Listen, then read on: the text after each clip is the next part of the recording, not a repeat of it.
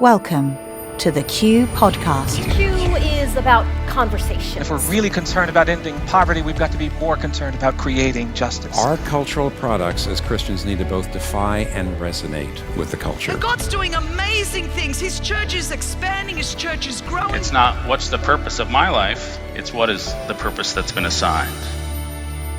Stay curious, think well, advance good. This is Q.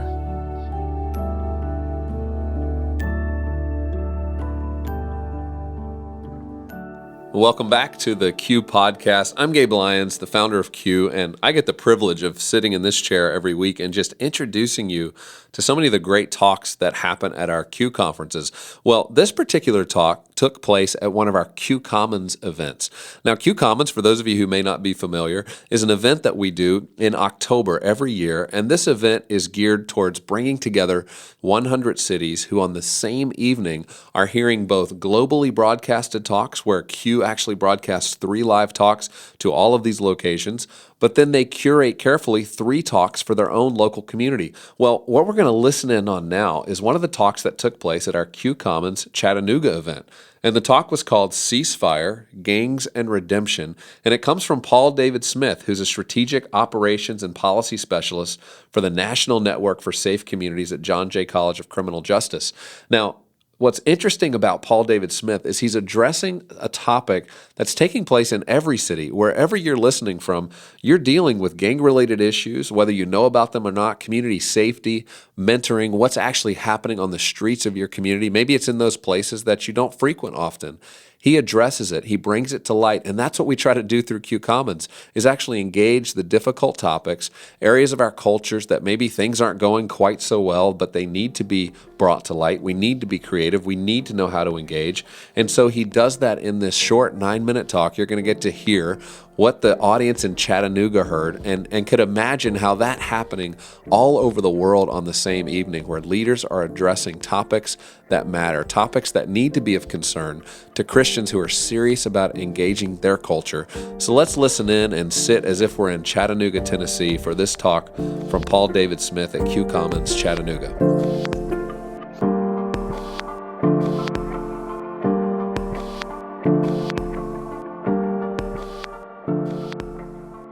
So, a few years ago, I had a big block party in one of our communities. 2 individuals saw each other. One represented a group who wore red. The other represented a group who wore blue. When they saw each other, they immediately drew down on each other and began shooting amidst a crowd at a huge block party. A foot chase ensued with them and the police. Law enforcement caught them. The one kid was 19. The other was 16. The juvenile goes to juvenile hall. The 19-year-old gets sentenced and goes to jail. Towards the end of his jail term, a very close relative of his was shot and killed in the neighborhood or in the hood. And we were concerned because that individual had such a violent past and was so connected to the street still that he's able to go pick up a phone and talk in coded language and say, hey, handle that for me. And the person who shot and killed his close family member would be handled just like that. But we practice in Chattanooga our violence reduction initiative, which says that we must go and have direct conversations with individuals who have the propensity to be violent and are about to be violent. The legitimacy is that these conversations happen with law enforcement, with government, with regular people from the street who just don't want to see somebody else die. I went to his jail cell and said, hey, Kevin, I understand what happened to your close family member. But you're about to get out of jail. You've just served time for violence in the street.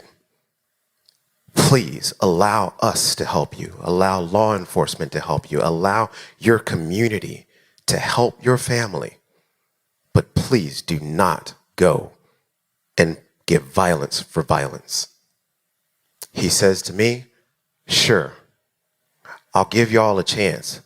but law enforcement, government, and my community better not fail me.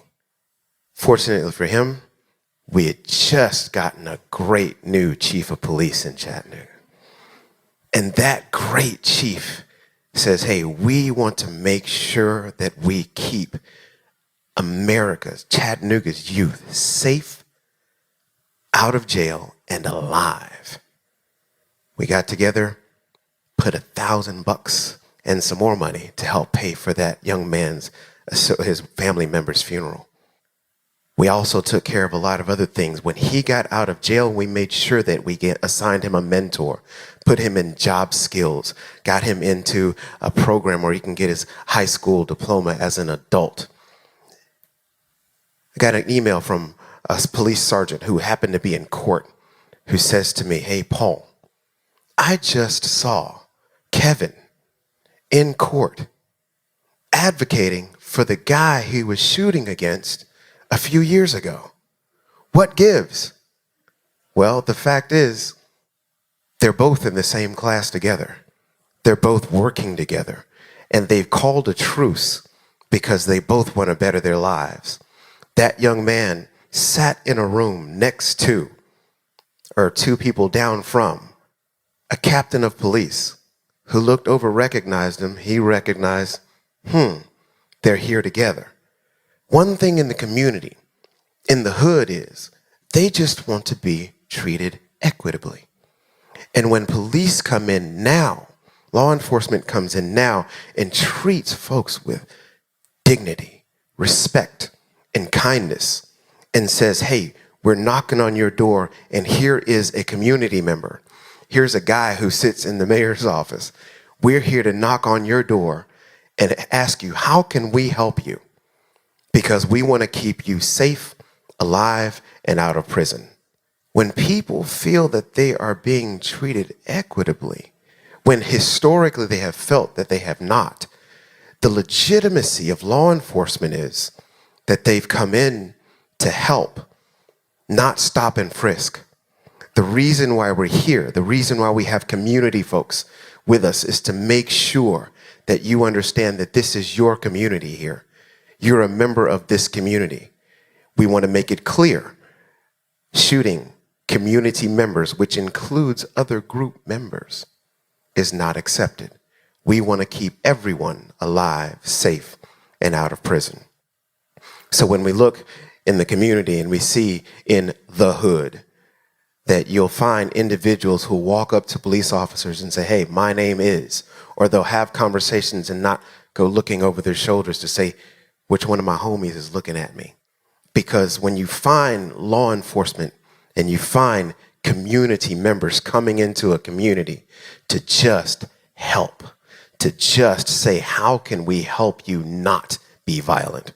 How can we help you be a better person?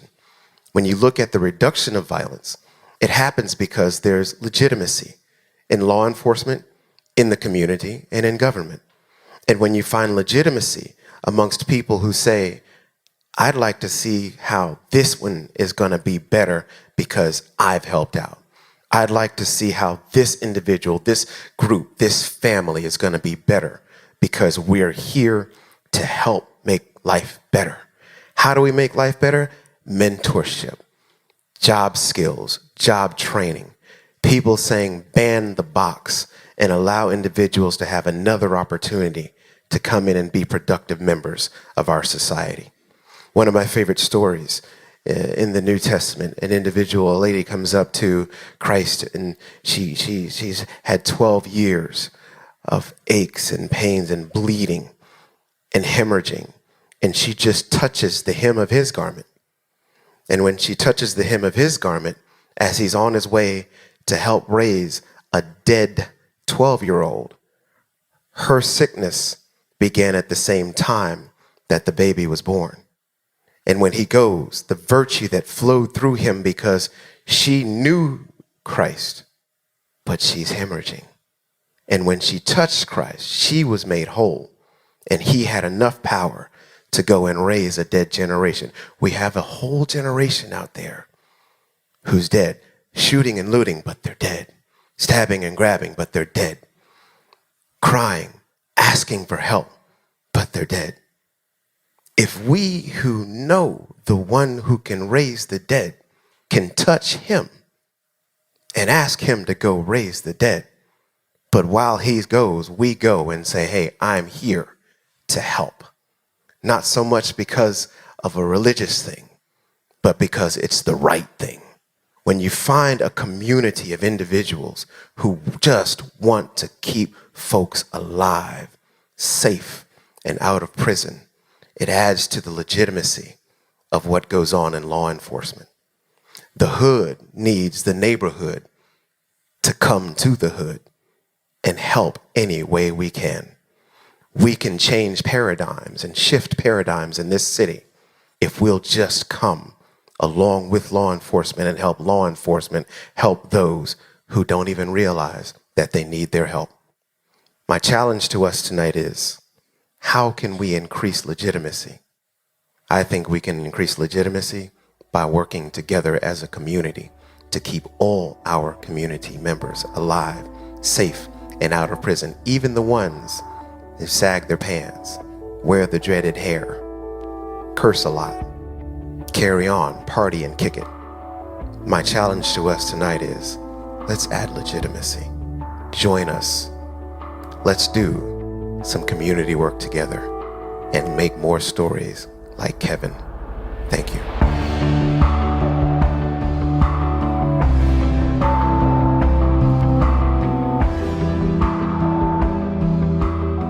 I hope you enjoyed hearing this talk from our Q Commons event that took place recently.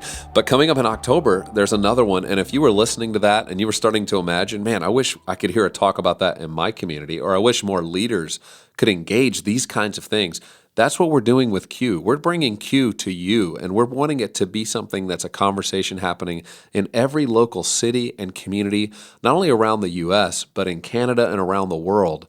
And so if you're interested, go to qcommons.com, and you can learn more about how you could actually be a host for this kind of conversation and how you could be in relationship with Q to continue to spread these kinds of conversations that call people, those who are Christian and those who are not, to understand how to stay curious, think well, and advance good in their community. So check us out at qcommons.com. You can also follow us on Twitter at qcommons and Instagram to learn more about what's happening every October in communities all around the world.